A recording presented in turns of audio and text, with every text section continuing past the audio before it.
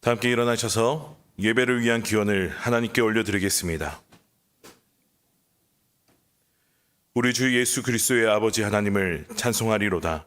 그의 많으신 긍휼대로 예수 그리스도를 죽은 자 가운데서 부활하게 하심으로 말미암아 우리를 거듭나게 하사 산 소망이 있게 하시며 썩지 않고 더럽지 않고 쇠하지 아니하는 유업을 있게 하시나니 곧 너희를 위하여 하늘에 간직하신 것이라. 하나님은 영이시니 예배한 자가 영과 진리로 예배할지니라. 아멘.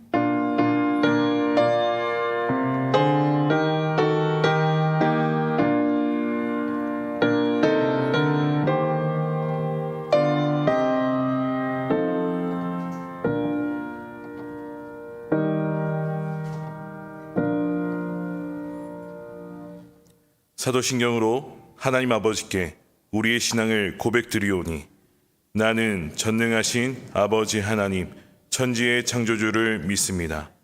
나는 그의 유일하신 아들 우리 주 예수 그리스도를 믿습니다. 그는 성령으로 잉태되어 동정녀 마리아에게서 나시고 본디오 빌라도에게 고난을 받아 십자가에 못 박혀 죽으시고 장사된 지 사흘 만에 죽은 자 가운데서 다시 살아나셨으며 하늘에 오르시어 전능하신 아버지 하나님 우편에 앉아 계시다가 거기로부터 살아있는 자와 죽은 자를 심판하러 오십니다.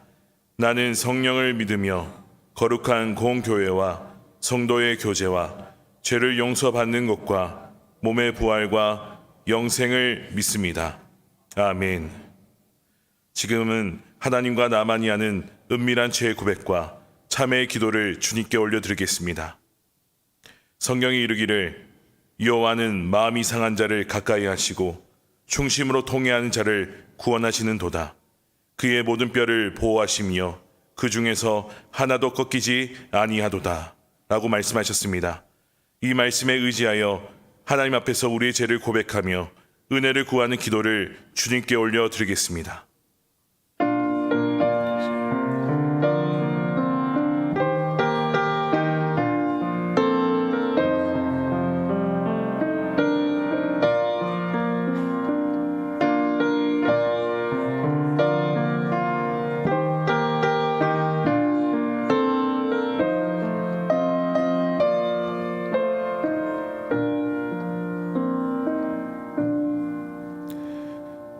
우리를 정결케 하시고 우리의 죄를 사하여 주시는 예수님의 보혈의 능력에 감사합니다.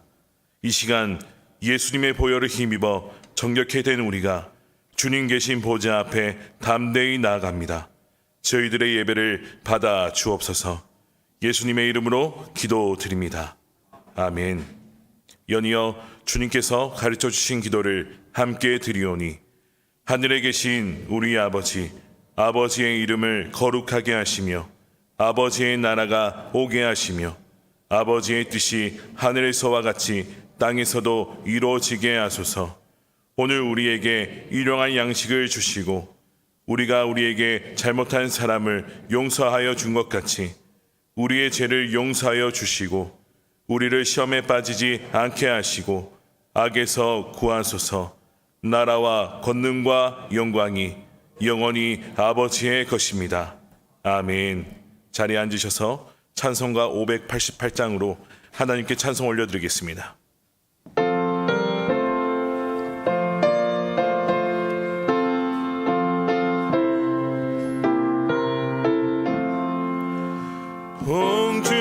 홍중나는 새를 보라 농사하지 않으며 곡식모와 곡간 안에 들인 것이 없도록 세상 주관하는 주님 새를 먹여주시니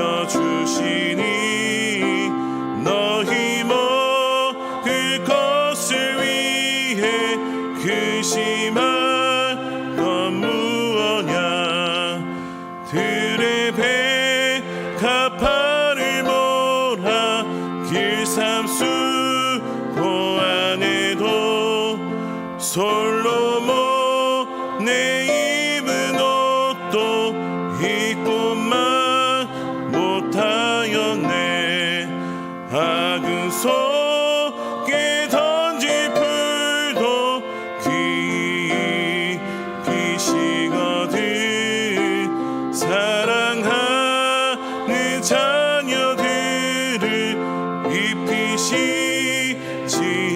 않으랴.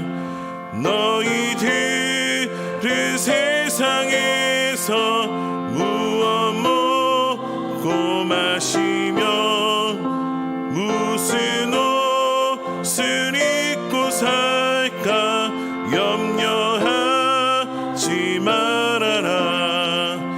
이는 이만 사람들이 간구하는 것이요 너희 하늘 아버지는 너희 쓰거나신다. 너는 먼저 주의 나라 그의 의를 구하면 하나님이 모든 것을 너희에게 주시리. 내 일을 위하여서 아무 염려 말지니 내일 염려하지 말라. 오늘 고생 족하다.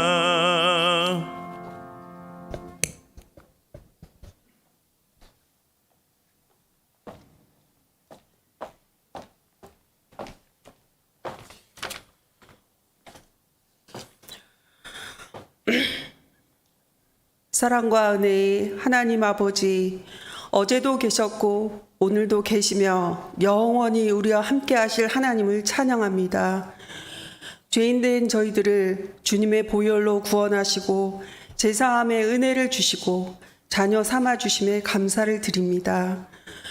유난히 무덥고 힘들었던 여름이 지나고 민족의 대명절 추석을 보내며 이제 일상으로 돌아와 주님 전에 인생의 여러 문제에 간절함과 목마름으로 나와서 예배드리는 저희들을 긍휼히 여겨 주시옵소서.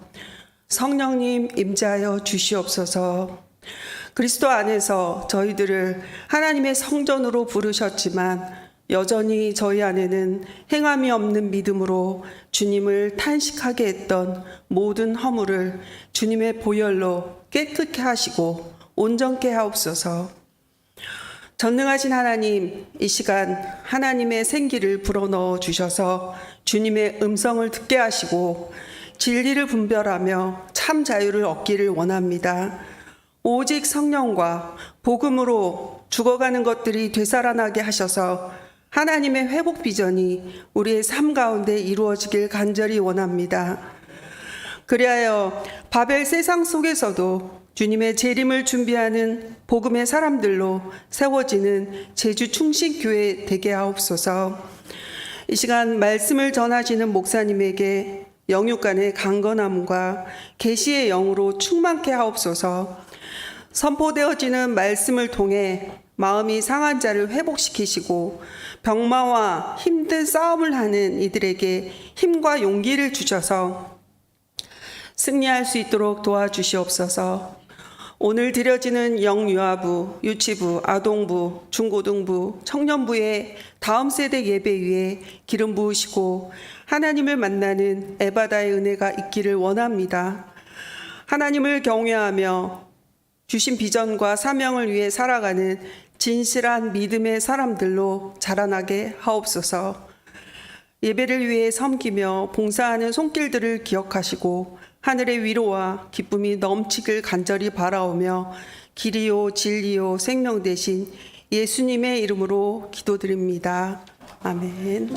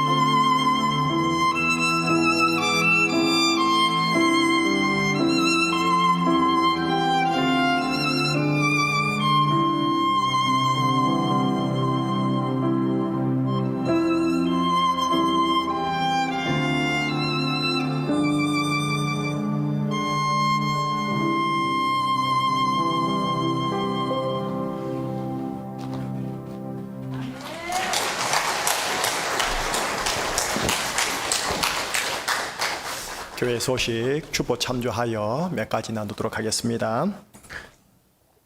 먼저 2번 소식입니다. 임시 재직회가 3부 예배 후에 있겠습니다. 아마 추측건데 지금 2부 예배 오신 분들은 재직회 참석 안 할 것 같아 미리 말씀을 드릴게요. 지난주에 말씀드린 대로 지금 보이는 이 빔 프로젝트 있죠. 자막과 영상. 이게 고장이 났어요. 저희들께 노화가 많이 돼서.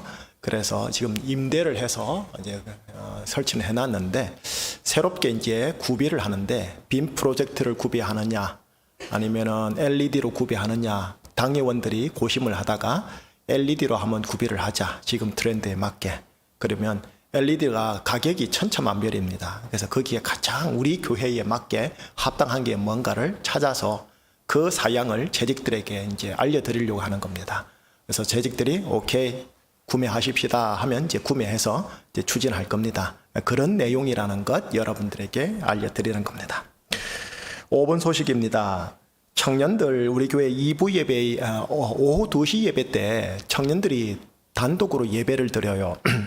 그런데 저희 교회와 제주 신광교회와 노용중앙교회 3개 교회가 이번에 연합을 해서 많은 활동을 올해부터 하고 있는 중이랍니다. 그래서 따로따로 좀 예배 드리지 말고 우리 제주 안에서 제주 사람들끼리 연합해서 함께 예배를 드려 보십시다 하여 우리 교회에서 첫 스타트로 3개 교회 청년부가 함께 연합 예배를 드립니다.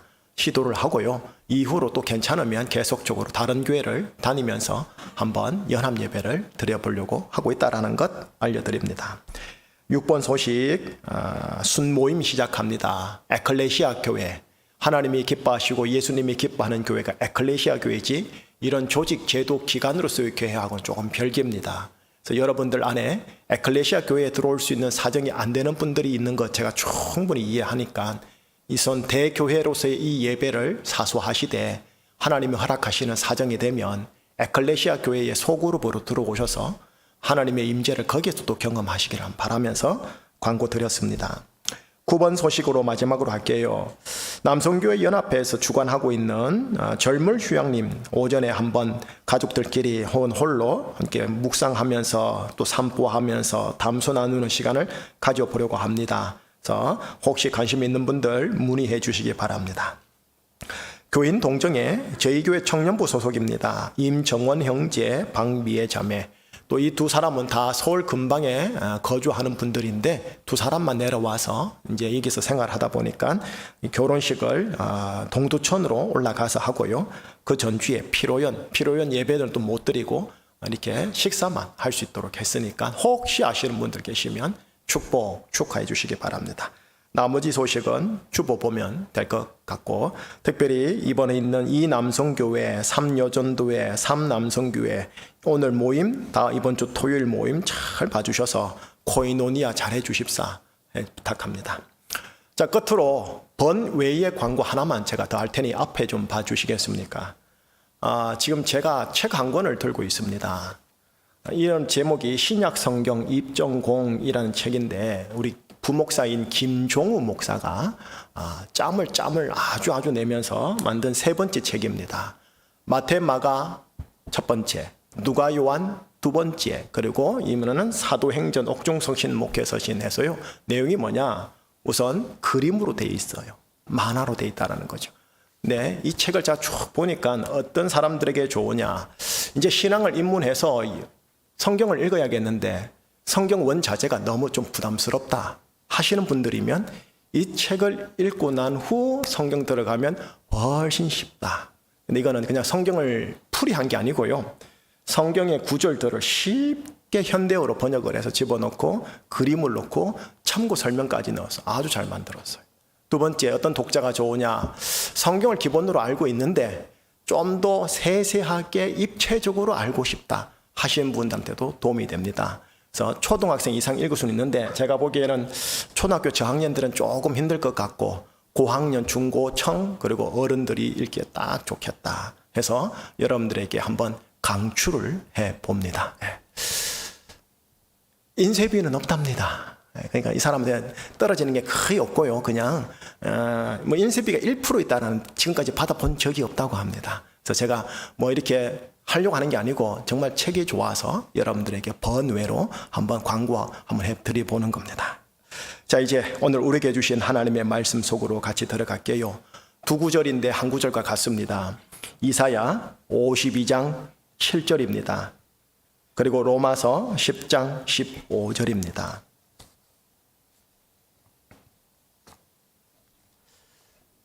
이사야 52장 7절, 로마서 10장 15절. 먼저 52장 7절을 한 목소리를 읽겠습니다. 자, 다 같이요. 좋은 소식을 전하며 평화를 공포하며 복된 좋은 소식을 가져오며 구원을 공포하며 시온을 향하여 이르기를 내 하나님이 통치하신다 하는 자의 산을 넘는 발이 어찌 그리 아름다운가. 아멘. 자, 똑같은 말씀이 그대로 인용이 로마서에서 인용이 되어져요. 로마서 10장 15절입니다. 한 목소리로요. 보내심을 받지 아니하였으면 어찌 전파하리요. 기록된 바 아름답도다. 좋은 소식을 전하는 자들의 발이여 함과 같으니라. 아멘. 기도하시겠습니다.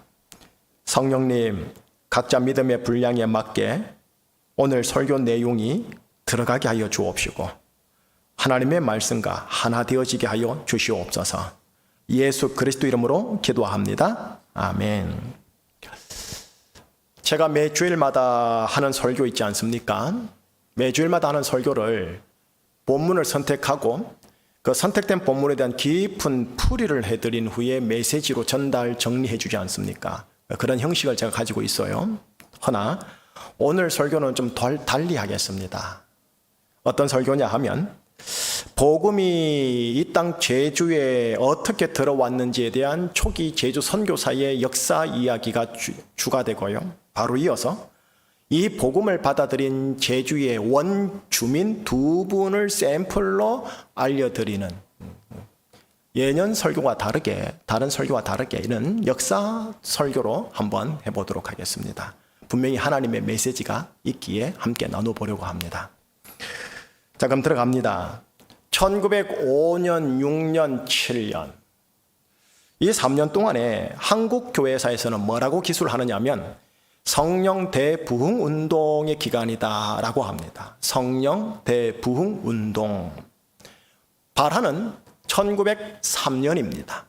원산에서 시작했다가 1905년에 이르러 평양과 서울과 경기 지방으로, 그리고 1907년도에 평양 장대연교회에서 평양 부흥이란 이름으로 아주 절정을 이룹니다. 그리고 전국으로 확산되면서 1910년도 100만 명 구령 운동까지 가게 되어집니다. 그러니 1903년에서 1910년까지지요. 근데 좀 더 엄밀하게 얘기하면 1905년에서 1907년까지가 거의 압축적으로 절정인 거예요. 자, 요 시기 있죠. 이 시기를 교회사가 아닌 우리 근현대사로 가볼게요. 1904년도에 러일 전쟁으로 일본이 승리합니다. 이로써 조선의 지배권을 일본이 가지고 가죠. 다음인 1905년도에 을사늑약으로 이 일본이 조선의 외교권을 강제 박탈합니다. 여기에 한거한 고종 황제가 해그 밀사 사건을 일으키다가 들통남으로 인하여 1907년도에 일본은 고종을 강제 퇴위시킵니다. 그리고 바로 그 아들 마지막 임금 순종을 앉힙니다. 한 달 후 바로 대한제국 국군을 강제 해산시켜 무력화합니다. 1908년 동양 처식 주식회사를 통해 조선의 땅을 전부 조사하여 조선의 곡물을 아주 계산적으로 기계적으로 화학적으로 수탈해 나갑니다.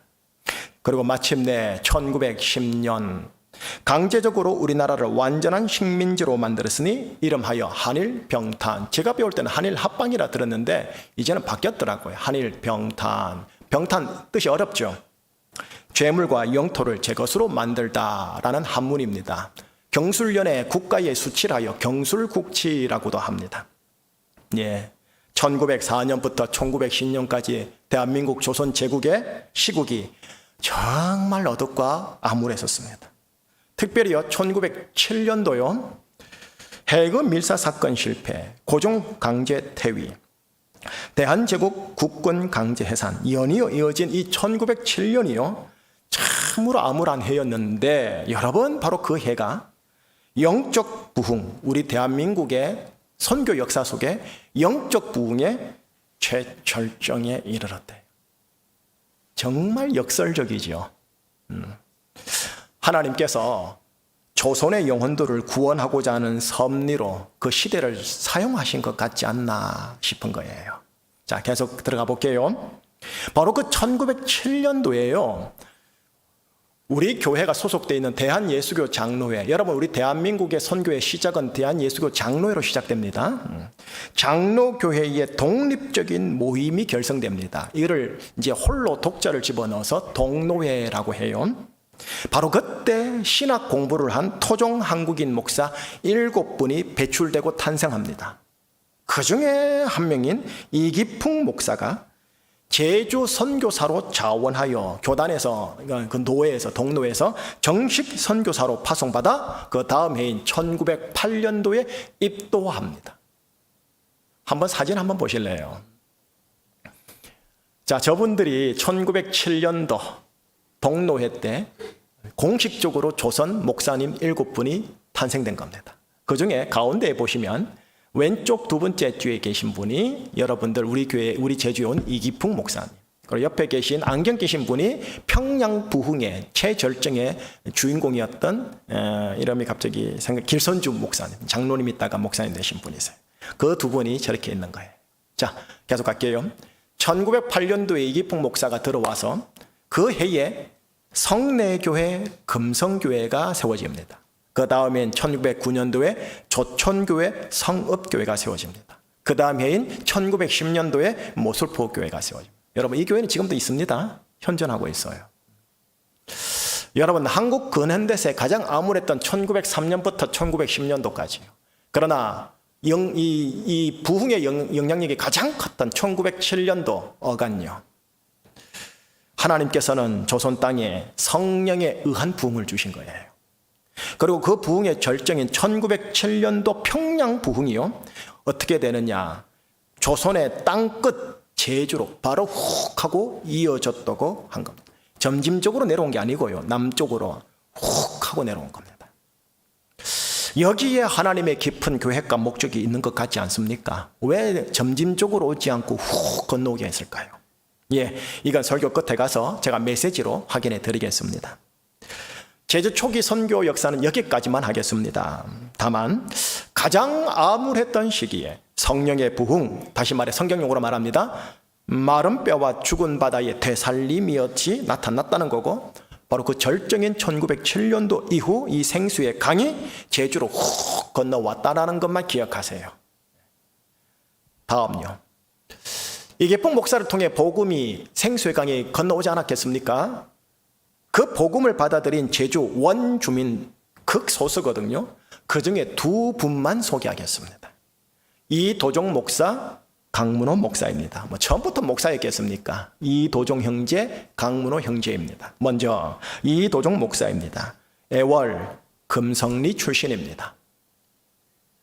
그는 제주 출신의 첫 번째 목사이면서 4.3 사건 때 제주의 첫 번째 순교자가 됩니다.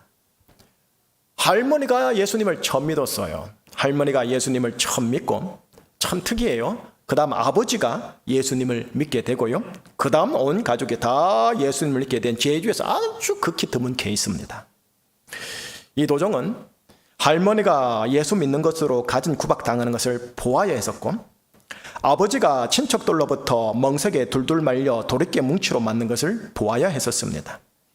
할머니와 아버지의 신앙은 무슨 신앙이냐? 축복신앙이 아니었어요. 환난신앙이었어요. 그 환난신앙을 보았고, 또 두 분께서 이를 감내하고 이기는 모습을 보았기에, 그리고 할머니가 돌아가실 때 기독교식으로 장례를 해달라 하여 제주에서 첫 번째 기독교 장례가 이루어지는 것을 보았기에, 또 아버지가 그런 갖은 구박 속에서도 12년 동안 이장을 맡아 마을의 꾸준히 일을 다 처리하고 부지런하게 마을을 돌보는 것을 보았기에, 또 아버지가 아들 이도종에 대한 교육열이 있어 소학, 대학, 논어, 중용 같은 한학 공부도 시키면서 신앙을 반듯하게 가지게 했기에 이 손자매 아들인 이도종 역시 학식을 겸비한 환란 신앙심의 대를 쫙쫙 이어갈 수 있었습니다. 자, 시간이 흐릅니다. 1919년 유명한 연도죠. 그의 나이 27세 때 그는 상해 대한민국 임시정부를 돕는 사건에 연루됩니다. 하여 제주에서 검거된 60명 중에 한 명이 됩니다. 옥고를 치루지어 고생 엄청 합니다. 그런데 함께 잡힌 형이며 신앙의 선배인 조봉호가 같이 검거되어 감옥에서 옥사하는 것을 보면서 추록 후 나 독립운동하리라 했던 사람이었습니다. 참고로요, 조봉호 선생께서는 그 기념관이 순국지사 이름으로 사라봉 공원에 세워져 있어요. 김만덕 기념비와 함께 세워질 정도로 유명한 제주의 위인이세요. 자, 이도종 그런 독립운동을 하려는 순간 하나님의 부름을 받습니다. 하나님이 말씀하시기를 이제 너는 못난 조상들로 인해 잃어버린 나라를 되찾겠다는 것보다 다가올 하늘나라를 회복하는 일을 하거라 하신 하나님의 명을 받아 그는 신학을 하게 되고 목사의 길을 가게 됩니다. 그리고 제주 고향으로 와서 중산간을 다니면서, 제주분들 그때 중산간 아시지요? 엄청 힘든 곳. 중산간을 다니면서 전도와 목회를 합니다. 자, 시간이 흐릅니다. 일제치하 말기인 1938년, 아이고 한국교회에서 유명한 해입니다. 목사들은 다 아는 해입니다. 1938년도에 한국교회사에서 치욕스러운 일이 벌어집니다. 뭐냐? 전 교단이 신사참배를 결의합니다. 예, 그게 가을입니다.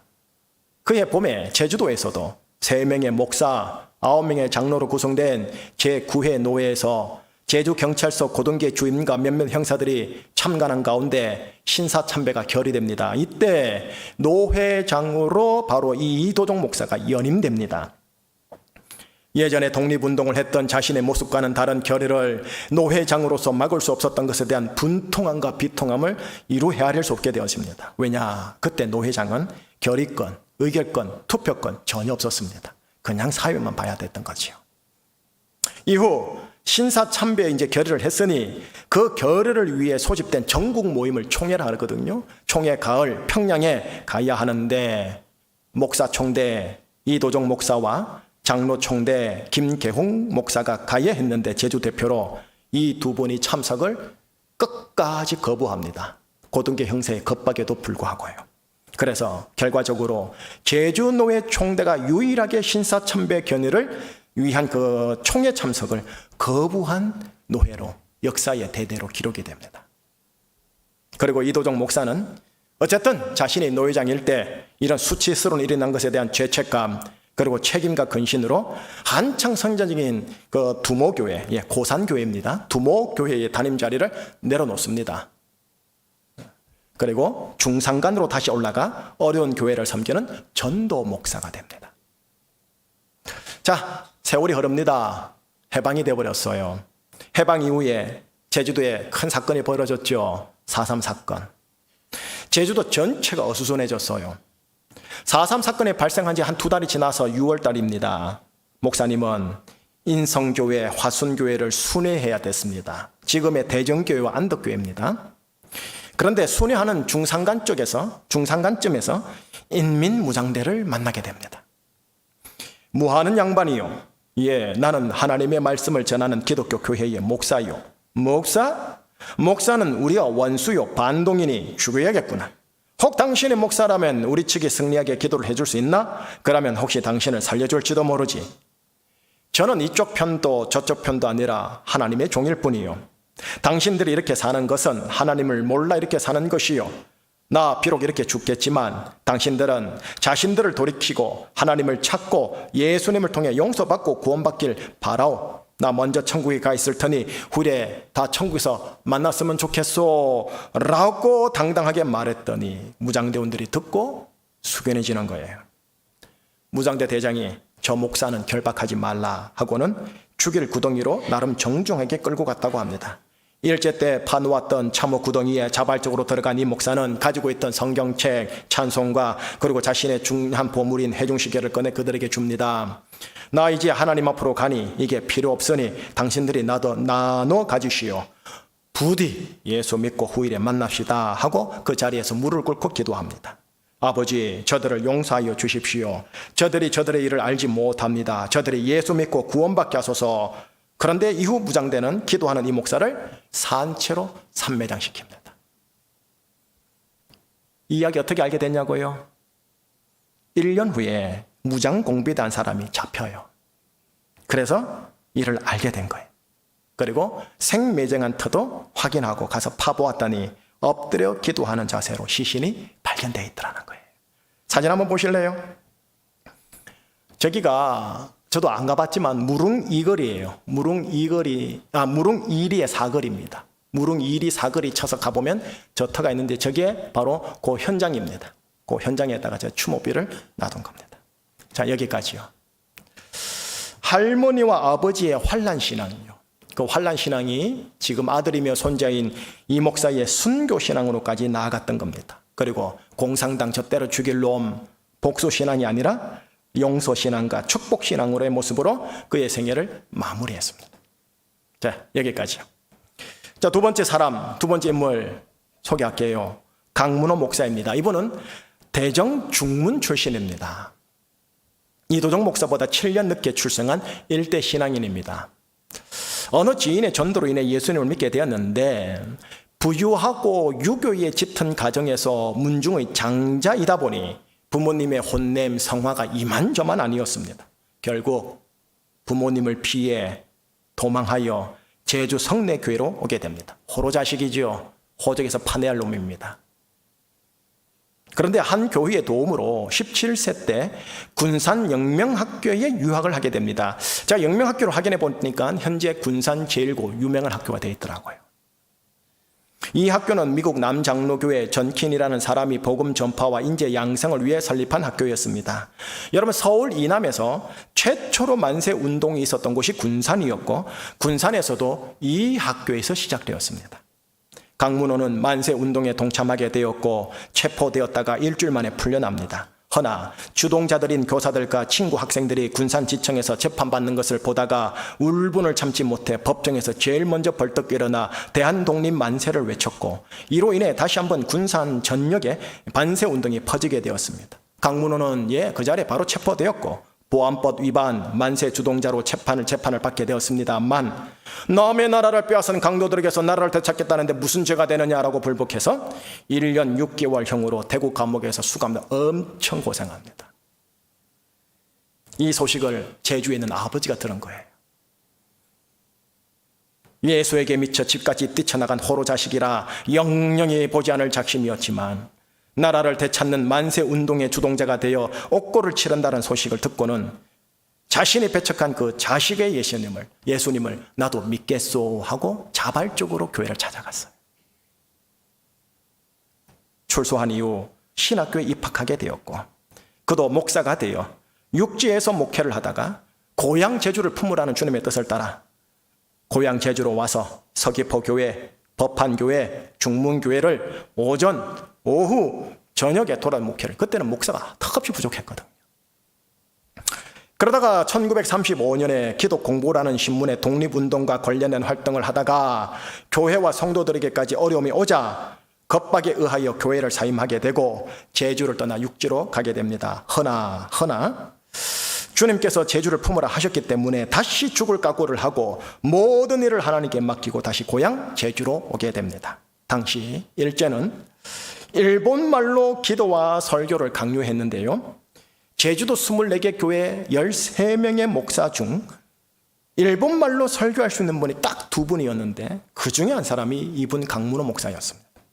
강 목사는 설교 시간에 우리나라 말로는 강제 금지되어 있고 일본말로 해봐야 알아듣지는 못할 테고 무엇보다 일본말로는 하기 싫었고 그러나 설교는 해야 하겠고 해서 급기야 강대상에 올라가서 조선말로 말씀을 읽고 침묵으로 20분, 30분 동안 서 있으면서 설교를 가늠했습니다.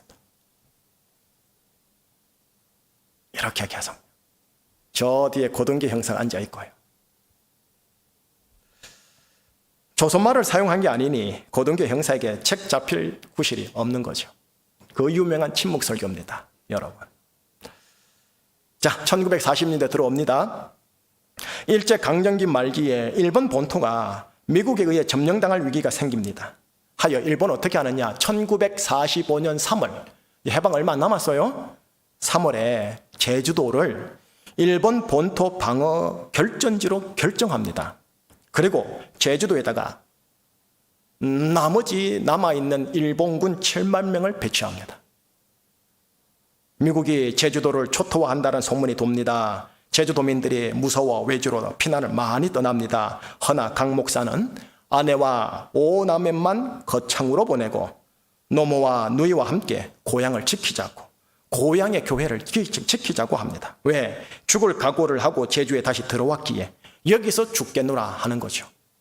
그러다가 1945년 해방 한 달 전 7월 6일 날 미군의 대대적인 폭격으로 마을과 교회와 사택은 전소되고 누이와 모친은 죽게 됩니다. 본인도 부상을 당하고요. 바로 한 달 후에 해방이 됩니다. 이후 미 군정청이 들어왔고 이 사실을 알게 되었고, 그리하여 하나님께서 미 군정청을 통해 신사참배 부지 300평을 강 목사에게 무상으로 주므로 그곳에다가 교회를 세워 교회가 새롭게 시작되었으니, 여러분, 그 교회가 한림에 있는 한림교회입니다. 예, 사진 보이죠?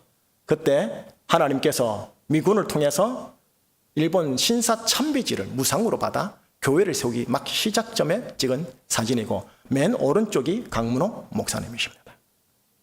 한편 강 목사의 인품을 들은 이승만 대통령께서 제주도지사 취임을 권유했었으나 복음으로 제주를 섬기는 것이 조국에 대한 자신의 마지막 봉사라 생각하고 목회만 하겠나 하고 고사합니다. 그리고 이분이 1986년도에 별세하고요, 4년 후 90년도에 독립운동 공훈으로 건국훈장 애족장을 받게 됩니다. 자, 여기까지요. 여러분, 이 두 분의 이야기 더 있어요. 근데 설교 시간상 그 내용들을 다 뺄 수밖에 없었고요. 지금 전한 내용도 압축한 겁니다. 소상한 게 있는데, 그러니 아쉽게 전달된 면이 없지 않아 있습니다. 그리고 이 두 분 외에 더 나눠드리고 싶은 분들도 있는데 여건상 두 분만 소개하게 되었습니다. 왜 오늘 설교를 이렇게 하냐고요? 2주 전에 우리 목회자들이 광주와 목포와 여수에 아주 세세한 곳에 다녀온 적이 있었어요. 광주를 하나님 보시기에 좋았더라의 광주로 만든 분, 광주의 최초의 목회자를 이야기를 들었는데, 여러분, 제가 감명이 너무 컸었어요. 제주에 돌아와서는 제주를 하나님이 보시기에 좋았더라의 제주로 만든 분들의 이야기 이미 알고는 있었지만 제가 직접 다시 책을 통해, 사료를 통해 찾아가지고 정리를 했어요. 그리고 그 정리된 내용 일부를 메시지화하여 오늘 여러분들에게 이제 설교로 나누는 거예요. 하여 이제 설교 거의 마무리하려고요. 정리해드리면 메시지 나눠볼게요. 여러분, 부흥의 절정인 1907년 평양 부흥이 점점점 남하해서 1910년도까지는 갔는데 1907년 그 평양 부흥이 1908년 조선의 최남단 제주로 훅 이어졌다라는 거예요. 하나님의 계획과 목적이 무엇이었을까요? 여러분, 그 시대 제주도는 조선의 천외라고 불렸던 지역입니다. 천외. 17세기 제주에 잠시 유배해 왔었던 우암 송시열 선생께서 제주를 보고 학을 떼고 하는 말이었습니다. 천의 뜻이 뭐냐? 하늘 바깥, 사람 사는 세상이 아닌 동네. 듣기 거북한 단어지요. 그런데 하나님께서는 평양 부흥을 일으킨 생기의 영, 생수의 강을 어디로 보냈어요? 바로 천외로 보내버린 거예요. 왜 그랬을까요? 제가 한자를 썼으니 한자 표현 또 다시 한번 해볼게요. 천외를 천외천으로 만들려고요. 천외천 뜻이 뭐냐? 하늘 밖의 하늘이란 뜻이에요. 최상의 의미의 차원이 다른 별천지나 사람을 얘기할 때 무협소설에서는 뭘 하느냐? 천외천이다 라고 얘기를 해요. 하나님께서는 조선시대 500년 역사 내내 임금과 조정으로부터 수탈당하고 소외되던 제주 땅과 제주 백성들에게 하루빨리 생수의 강을 흘려보내고 싶었는지 모르겠습니다. 그래서 평양 부흥을 일으킨 생수의 강의 강물을 자원함으로 제주를 간 이기풍 선교사를 통해 제주로 퍼나른 것이 아닌가 싶은 거예요. 제주의 천외를 제주의 천외천으로 하루빨리 만들고 싶어서요. 여러분, 이기풍 선교사를 통해서 생수의 강이 아주 콸콸콸 흐른 것은 아니었어요. 하지만 생수의 강의 한 바가지의 물로 인해 제주의 극소수의 사람들이 살아났으니 그 대표적 인물 두 사람을 제가 조금 전에 소개한 거예요. 그분들이에요. 생수의 강으로 그들이 어떻게 회복됐고 되살아났는지 보여드린 거였어요. 그리고 여러분, 제가 이제 알았어요. 이 두 분은 앞으로 이 제주 땅에서 생수의 강으로 되살아날 사람들의 샘플이라는 걸, 예표라는 걸, 기준이라는 걸. 예수를 믿어 되살아나는 것, 살아있네 라는 소리 들으려면 이 정도는 되셔야 된다는 거. 성령은 이렇게 만들기를 원하신다는 거. 그래서 오늘 설교 본문이 교회사를 공부하면서 떠올랐던 거예요. 오늘 본문 한번 읽어보실래요? 이사야 52장 7절이 원엑기스 원구절입니다. 제가 읽을게요. 좋은 소식, 복음 아닙니까? 복음을 전하며 평화를 공포하며 복된 좋은 소식 복음을 가져오며 구원을 공포하며 시온을 향하여 이르기를 네 하나님이 통치하신다. 이게 하나님 나라 아닙니까? 하는 자의 산을 넘는 발이 어찌 그리 아름다운가. 산 넘는 거 쉽지 않거든요. 근데 이거 붙들고 산 넘는 자의 발이 하나님 눈엔 아름답대요. 이 구절이 그대로 신약으로 인용이 되어지니 로마서 10장이에요. 한 목소리로요. 보내심을 받지 아니하였으면 어찌 전파하리요. 기록된 바 아름답도다 좋은 소식을 전하는 자들의 발이여 함과 같으니. 여러분, 이기풍 선교사가 엄청 고생했대요. 제주도 와가지고. 그런데 그런 고생의 산을 넘는 그분의 발에 대한 하나님의 평이 저 말씀이 아닐까 싶어요. 어찌 그리 아름다운가. 아름답도다 복음을 전하는 자의 발이요. 여러분, 하나님은 여전히 이런 발을 찾고 있다라는 것을 알아주십사 하는 거예요. 자, 이제 우리 원주민도 있고 여기에는 이주민도 있습니다. 이제 우리는 이곳 제주에서 어떤 그리스도인 복음의 사람이 되려 해야 할까요? 예, 기준 있죠. 성경에서는 예수님. 하지만 교회사 속에서는요, 제가 방금 보여드렸던 샘플 두 사람이요. 아주 살아있었던 샘플 두 사람.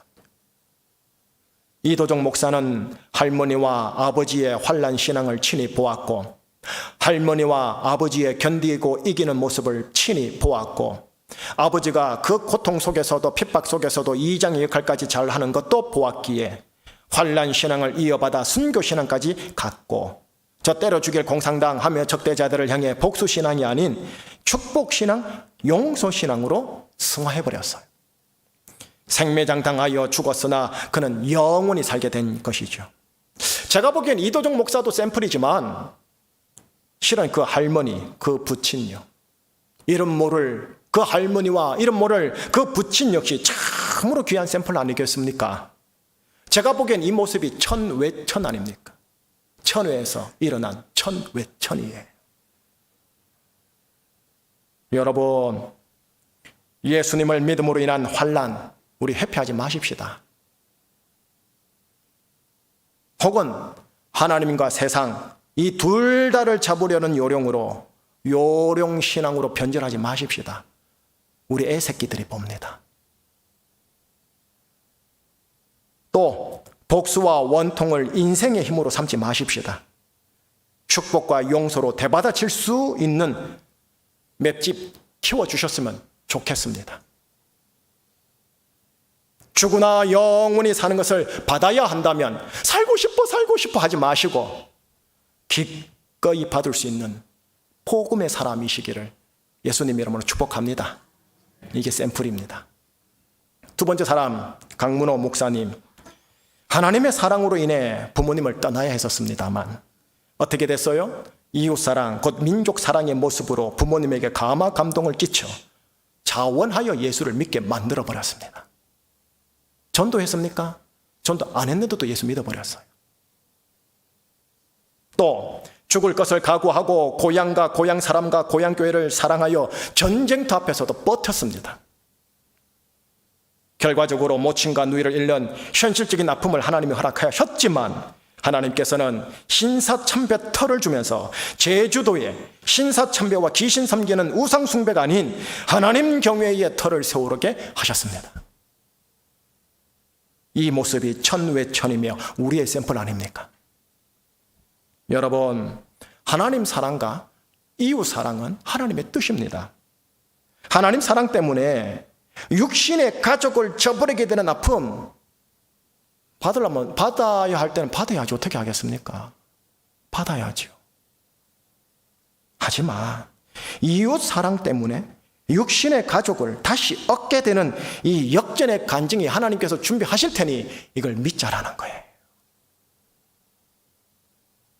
우리 가정 안에 여러 우상숭배의 터가 있겠지만, 대대로 있는 우상숭배의 터가 있겠지만, 우리 가정에 세울 가정교회를 위해 우리 가정 버리지 말고 떠나지 말고 지켜내자고요.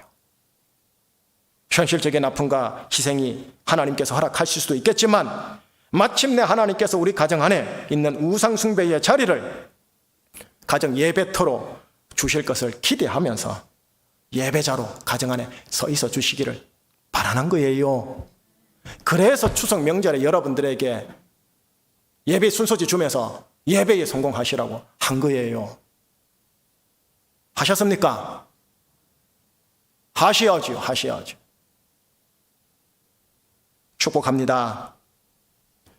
여러분의 발이요, 여러분의 인생걸음의 발이 기독신앙을 지키고 전파하는 것으로 인해 비록 힘겨운 산을 넘어야 할 발이지만, 고속도로 안 줍니다, 하나님께서요. 기억하세요. 힘겨운 산을 넘어야 할 발이지만 하나님 보시기에 어찌 그리 아름다운 거, 아름답도다, 너의 그 발이 아름답도다 라는 인생 발걸음, 그런 칭찬 듣는 인생 발걸음 되시기를 예수님 이름으로 축복합니다. 기도하시겠습니다. 하나님 아버지, 139년 전 복음의 사람들이었던 선교사들이 복음의 씨앗과 성령의 생수를 들고 이 땅 대한민국에 들어오게 해주셔서 감사합니다. 많은 사람들의 영혼이 구원을 받을 수 있게 하사 대한민국이 자유롭게 신앙생활을 할 수 있게 하여 주시고, 또 그들로, 선교사들 그들로 인해 많은 사람들의 신체상의 생명치료와 정신상의 교육계몽까지 이루어지게 하사 독립자주 국가로서 발전할 수 있게 해주셔서 감사드립니다. 그들이 가지고 들어왔던 복음과 성령, 성령과 복음, 이 두 개로 무장된 우리 제주총신교회 복음의 사람 2부 예배 성도님들 되도록 인도하여 주시옵소서. 우리가 멀리 선교사로 못 나간다 할지라도 하나님이 허락하신 제주 땅의 가족과 지인들에게 그 옛날 우리들의 샘플되는 이기풍, 이도종, 강문호 같은 복음의 사람으로 다가갈 수 있는 자들 되도록 간섭하여 주시옵소서. 우리 주 예수 그리스도 이름으로 기도합니다. 아멘. 찬송 같이 할게요. 586장입니다.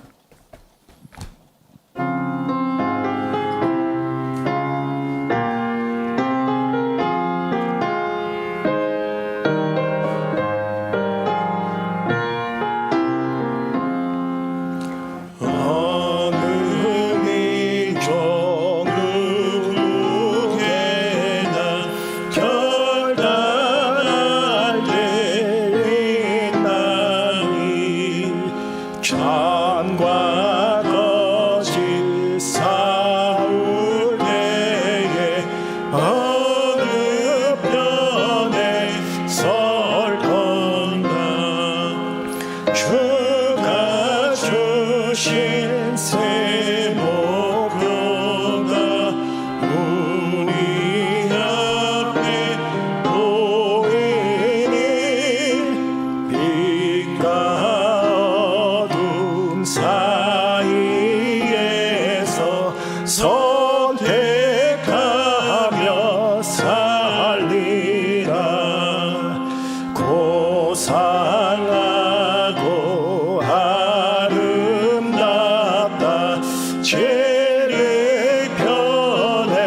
서느니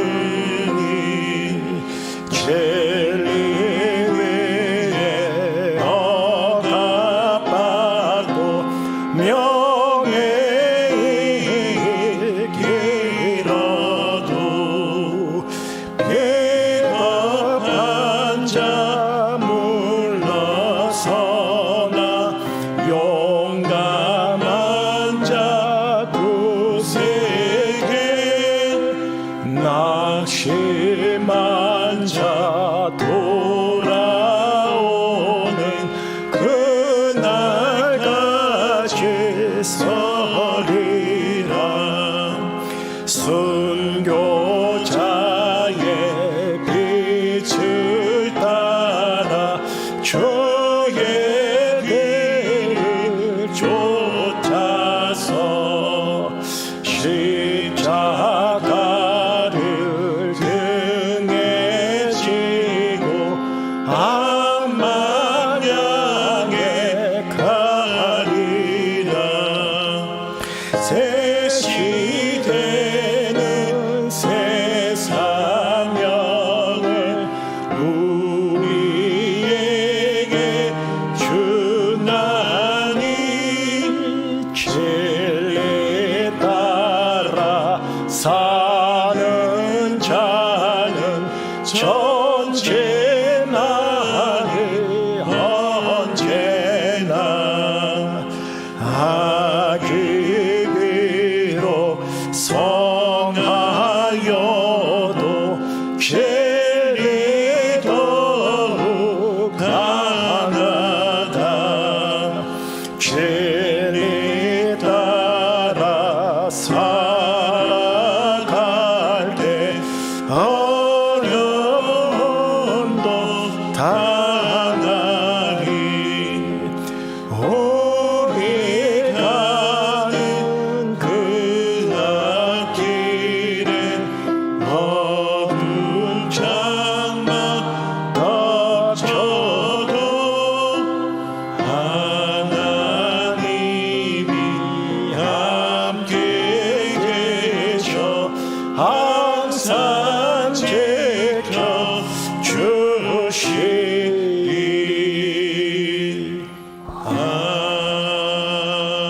아멘. 자막을 통해 정리합니다. 복음을 계속 나눴죠. 예수 그리스도와 하나님 나라입니다. 그 다음 지난 2주간 동안 성령님을 나누었습니다. 생기의 영, 생수의 강. 그러니 복음의 사람은 그의 인생길 속에서요, 이 복음과 성령과 복음을 지니고 자신의 인생산을 넘어가는 발걸음을 가지셔야 합니다. 여러분, 하나님의 회복 비전이 마지막 날 예수님이 재림하면 이루어진다 했죠. 그걸 새 하늘 새 땅이라고 그러지 않았습니까, 제가? 그런데 이 땅에서도 새 하늘 새 땅이 예표로 동영상 맛보기처럼 나타나는 것을 걸어 교회사에서 뭐라느냐 하면 부흥이라고 합니다. 부흥. 대한민국에 부흥이라고 할 수 있는 게 딱 한 번 있었어요. 70년대 80년대 교회 성장 말고요, 1907년도요. 가장 암울할 때요, 시기적으로 가장 암울할 때 하나님께서 진짜 부흥이라고 말할 수 있는 것, 새 하늘 새 땅의 예표를 보여주셨다고. 어디서? 평양에서요. 교회사에서 나타나는 평양 대부흥 운동 특징 제가 몇 가지 보여드릴게요. 첫 번째, 평양 안에서 무속 정령 숭배가 사라집니다. 비나이다 비나부터 해서 모든 귀신 섬기는 게 새하늘 새땅 생기의 영의 생수의 강의 역사로 바뀌어요. 사람 평양 전체가 바뀌었다는 소리 아니에요. 받아낸 자들이 바뀌었다는 소리지. 두 번째, 노비와 종의 신분을 해방시켜줘요. 노비 문서 태워버리고, 내가 대속받았으니 너희들도 내가 속량하노라, 가서 양인이 되거라. 얼마나 물질적으로 큰 희생입니까? 이런 일이 벌어졌죠. 세 번째, 사회 범죄 행위에 대한 자수. 10년 전, 20년 전, 30년 전 내가 도둑질한 것, 강도질한 것 다 찾아가가지고 죄송합니다, 몇 곱절로 갚아주고. 네 번째, 우리나라 문화 중에 제일 못된 거, 지금도 살아있는 거, 음주 문화. 아주 음주 문화. 법조차도 이거를 너무 유하게 보여주는데 태폐적인 음주 문화가 사라져요. 다섯 번째, 조혼, 여자 인신매매, 축첩 사라져요. 여섯 번째, 여성 지위 향상되고요. 여성의 교육과 인권 성장이 확 그대로 나요. 지금 같은 페미니즘의 느낌이 아니고 여성들의 그 진정한 하나님의 형상의 인권성이 존중이 되어지는 역사가 터졌다고 해요. 그리고 두 가지가 더 있는데 그건 교회와 관련된 겁니다. 일곱 번째, 은사, 기적 같은 오순절 은사보다 자복, 관계 회복, 용서 주고받음, 그리고 삶의 변화. 교회 안에서 이게 터진 거예요. 마지막 여덟 번째, 교회 안에서 은사 집회가 벌어지는 게 아니라 말씀 사경회가 일주일, 길면 2주일 동안 했던 거예요. 말씀 사경회가 뭡니까? 말씀이 그러한가 하여 베레아 사람들이 날마다 상고하더라 말씀처럼 살필 사자, 사찰할 사자에 성경 경자예요. 성경을 깊이 있게 보는 거예요. 그 성경 중에 예수님이 가지고 올 새하늘 새 땅 천국과 동시에 이 땅에서 어떻게 세상에 살면서 빛과 소금으로 살 것인가, 이 두 가지를 균형 잡혀서 말씀을 깊이 있게 본 거예요. 그런데 여러분, 이게 70년대, 80년대, 90년대 오면서 바뀌어버려요. 다시 은사 집회로 빠져버리고, 치유 집회로 빠져버리고, 능력 집회로 빠져버리고, 교회 성장 운동으로 빠져버려요. 여러분, 부흥과 교회 성장은 궤적을 같이 가긴 하지만 똑같은 건 아니에요. 같이 가지만 똑같은 게 아니라고요. 그런데 70년대, 80년대부터 이상하게 교회 성장이 마치 부흥인 양 바뀌어버렸어요.